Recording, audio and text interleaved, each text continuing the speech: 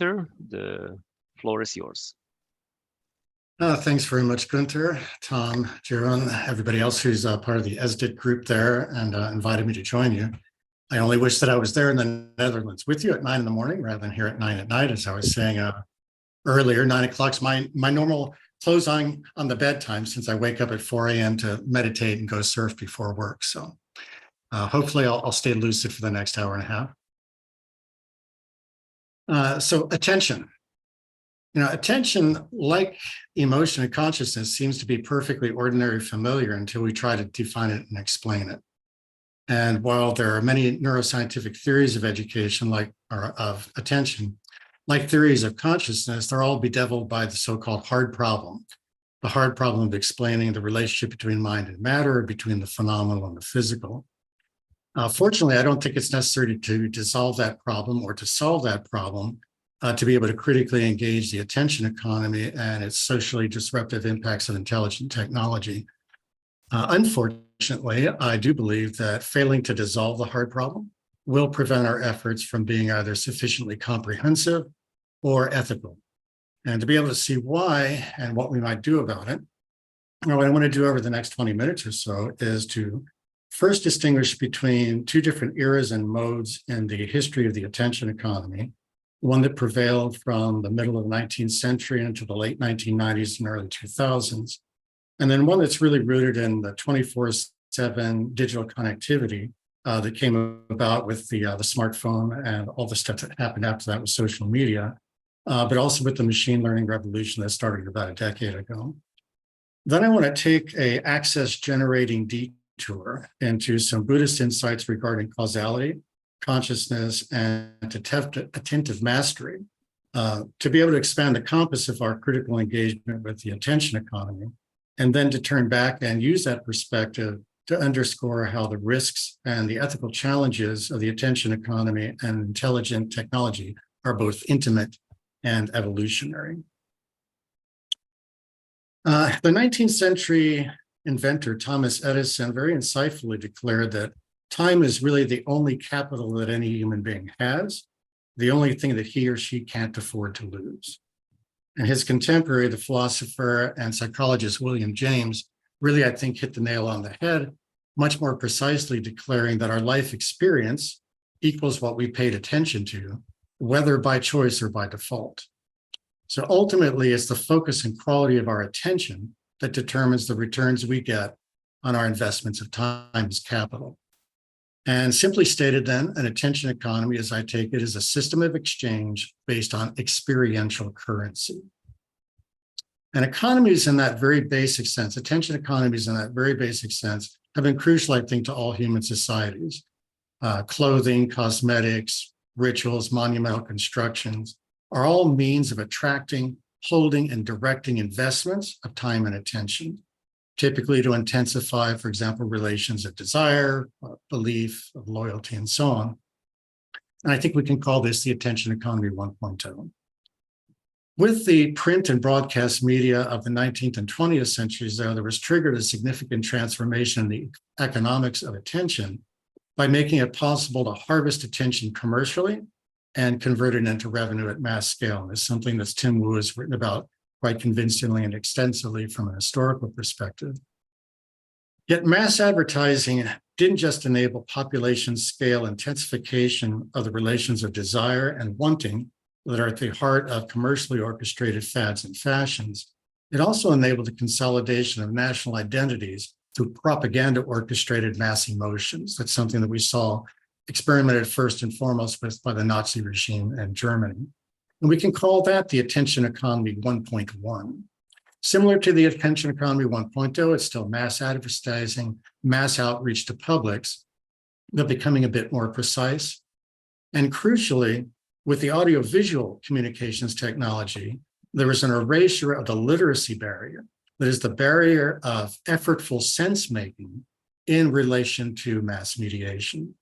So when print media gives way to audiovisual communication media, it vastly extended the reach of both the opportunities and the demands for attention and time investment, even to include very, very young children. I think that that's crucial. So attention captured Attention is time consumed. But time consumed is also time not otherwise invested. And this is, I think, the basis of what we can call the attention economy 1.2.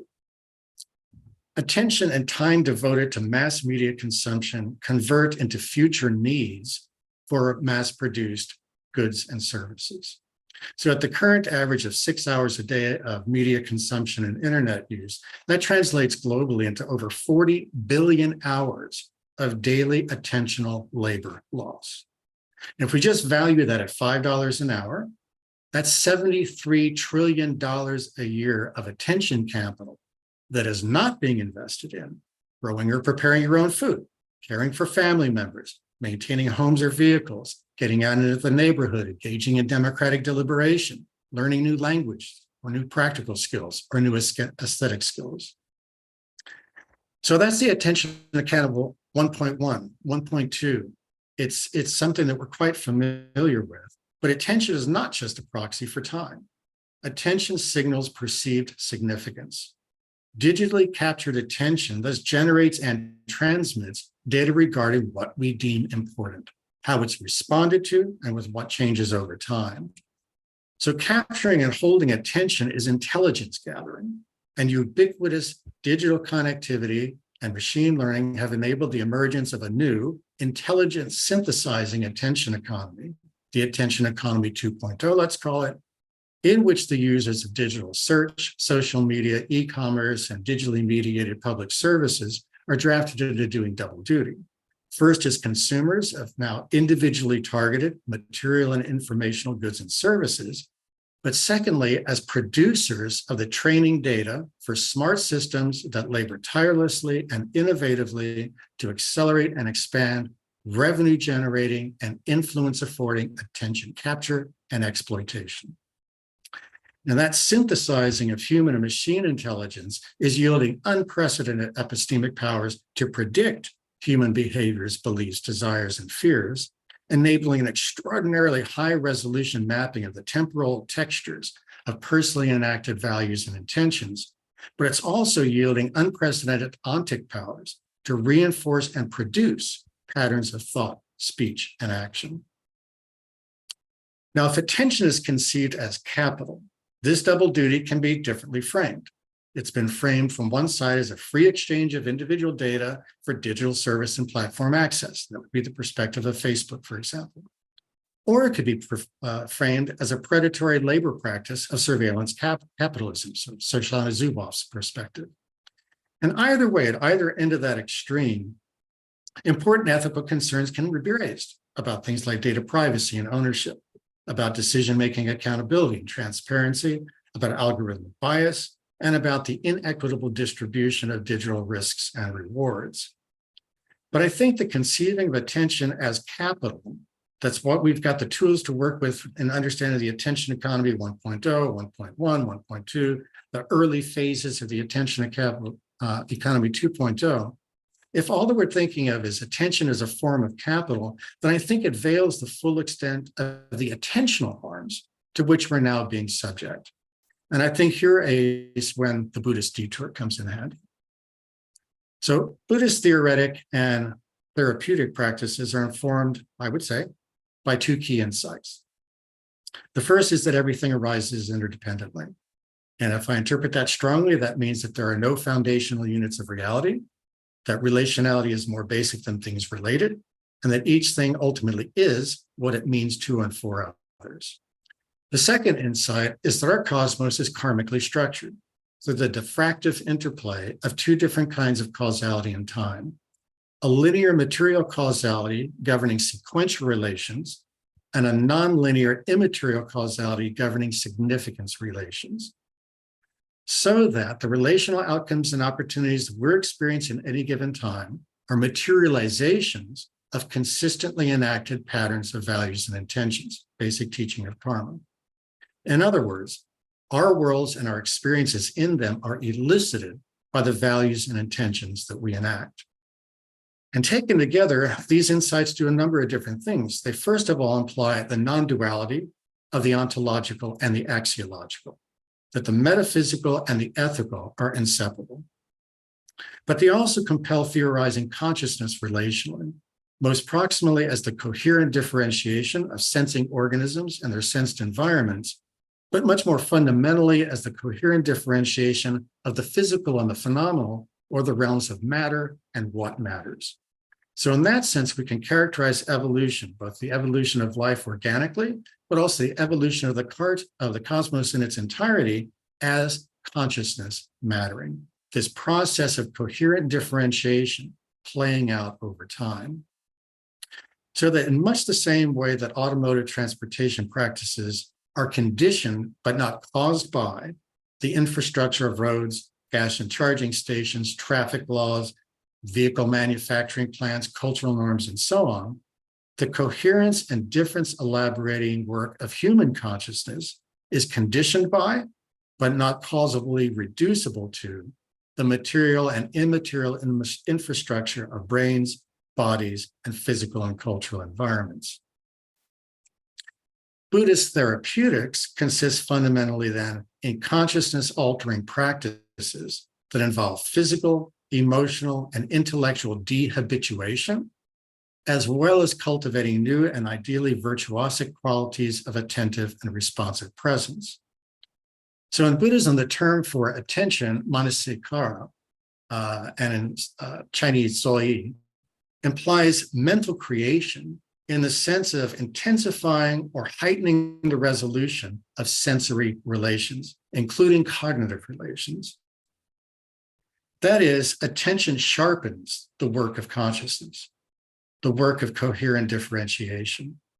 But we can be attentive in ways that lead to conflict, trouble, and suffering, or that free us from them.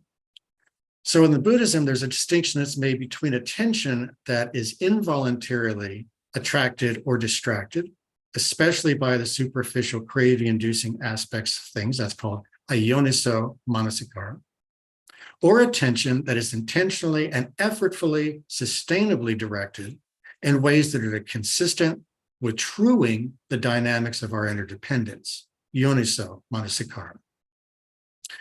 So the point of Buddhist practice, ultimately in the attention training that is involved, is to relinquish our habitual horizons of what we consider relevant, what we take ourselves to be responsible for, and what we are ready to engage in order to be able to embody the attentive and responsive virtuosity that is needed to enact liberating intent, or bodhicitta.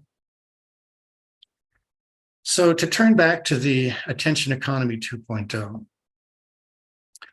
most of the ethical debates about the attention economy and its operational reliance on intelligent technology are framed around concerns about forfeiting individual autonomy, the risk of engineered determinism, the the dangers of data leaks, identity thefts, the deliberate and politically motivated spread of disinformation, the distortion of the public sphere and the disruption of the democratic process, and the potential for algorithmically reinforcing historical patterns of bias and injustice. And these are all very real and very pressing concerns.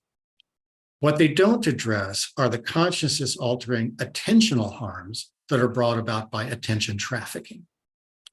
So Buddhist conceptions of attention, consciousness, and karma make it possible to identify, I think, 3 distinct registers at which attention trafficking causes attentional harms. First, as the digital data that's generated by our individually digitally manifest patterns of attention are used to train machine learning systems to capture and hold increasing amounts of our attention, they're number 1, conducive to the atrophy of effortful attention, and number 2, they're actively reinforcing the qualities of consciousness that are being expressed in our habitual attentional patterns. Unfortunately, for most people and for most of us most of the time, what that means is that they're reinforcing a non-virtuous cycle of promoting ayoniso modes of attentional presence that are conducive to prapancha, a term that I would characterize from the Sanskrit as the proliferation of self-centered, craving-driven, conceit-inducing, conflict-engendering conceptual labyrinths. We think ourselves into corners with it. So secondly, on top of that, tendency to atrophy effortful attention and to reinforce unskillful patterns of attention and cognition, emotion, action, and so on, If our brains, our bodies, and our physical, cultural, linguistic, and digital environments are infrastructural elaborations of human consciousness mattering, then behavior predicting and behavior producing algorithms are ethically troubling, regardless of their ostensive purposes.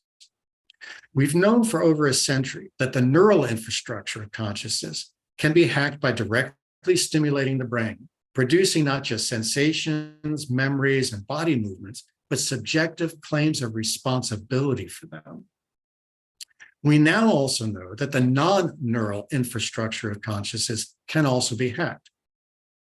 When machine learning systems are used to predict and produce communicative, commercial, and political behaviors, to predict and produce emotional responses, beliefs, patterns of desire, and fear, the algorithmic tools that are involved amount to computational electrodes that are being inserted into the connective tissue of shared human consciousness.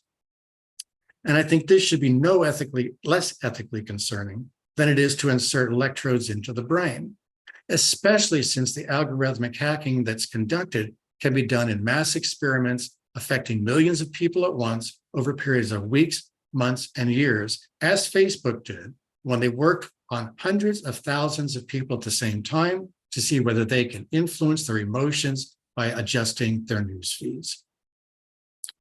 Finally, though, and independently of the uses to which algorithmic tools are being put, the synthesis of human and machine intelligences that is occurring through the emergence of intelligent technology poses distinctively evolutionary risks. To see why that's the case, let me just introduce a distinction that I find helpful between tools and technologies. Tools are localizable artifacts. They can range from something as small as a sewing needle to as large as an electricity grid. Tools extend or augment human capabilities for carrying out specific kinds of work. Tools can thus be aptly evaluated in terms of their task-specific utilities, and they afford us with clear exit rights. We can choose whether, when, and how to use tools. Technologies are non-localizable relational media, values articulating and intention amplifying systems that emerge from and inform and structure our conduct in much the way that natural ecosystems emerge from and then dynamically inform and structure species relationships. We neither build nor use technologies, and the exit rights that we have from them are at best minimal. Technologies constitute a non-local relational infrastructure of human consciousness that can only be adequately evaluated ethically in terms of how they're affecting the human-to-human and human-world relations. And this is especially true of intelligent technology and its mediation of profitable syntheses of human and machine intelligences, because intelligent technology is no longer a passive amplifier of human intentions and values. Intelligent technology through machine learning systems is playing an active role in reshaping the human technology world relation in ways that have profound karmic and evolutionary ramifications. In effect, artificial intelligence is holding up a wish-fulfilling mirror to humanity. As algorithmic systems hack the infrastructure of human consciousness to attract, exploit, direct, and command further attention, often doing so in ways that we will assume we are responsible for, in much the same way that when our neural infrastructure is hacked, we naturally proclaim responsibility for the actions or recollections because evolution has not prepared us for that kind of hacking. The only option is we must be responsible. So as these systems are playing out, attracting, exploiting, directing, and commanding further attention, they're functioning as karmic engines, intensifying the feedback and feed-forward loops among existing patterns of values, intention, and actions, and the consonant patterns of experiential outcomes and opportunities that constitute the worlds of our experience. And if we look into that mirror, given the current global mix of persistent hunger, war, domestic violence, gender violence, and these such extreme inequalities that at least just before the pandemic, the eight richest people in the world had more wealth than the poorest 3.5 billion people on the planet combined. That is not a happy prospect if that's being scaled up by intelligent technology. Now, those that are inclined toward techno-utopianism might agree. And yet they might argue and protest that, machine learning systems have objective functions according to which they operate. And isn't it possible for the objective function of our systems be something like fostering compassion and collaborate relational dynamics? Possibly so. And if that were true, might it then be possible for humanity to be algorithmically engineered, to be ethical or compassionate by design? And I think that raises really worrying prospects, because as with any eugenics project, this is sort of conceptual eugenics, genetics at the hacking of the infrastructure of human consciousness, not neurally or genetically, but through that other levels of the infrastructure. But it's a eugenics project that raises really thorny questions about whose ethics get baked into the infrastructure of consciousness, from what culture, from what time period, and with what values priorities. But in any scenario, regardless of which time, which ethical system, from which time period, in any scenario, it would entail forfeiting, I think, our most basic evolutionary and sentient rights and freedoms. Our rights to freedom of attention and freedom of intention. Without freedom of attention, there can be no freedom of intention. And without freedom of intention, it is impossible to engage in extending the productive horizons of either coherence or difference. It's impossible to make a meaningful difference in my life, in your life, and the lives of those around us. The human work of consciousness collapses into compulsive repetition. I'm convinced that attention is our most precious human resource.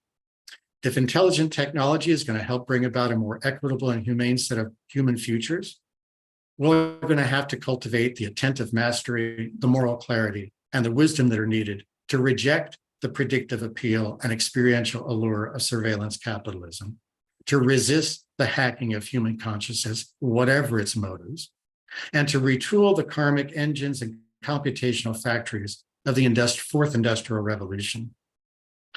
In that labor, I think Buddhist and other meditation practices aimed at cultivating attentive mastery will be crucial.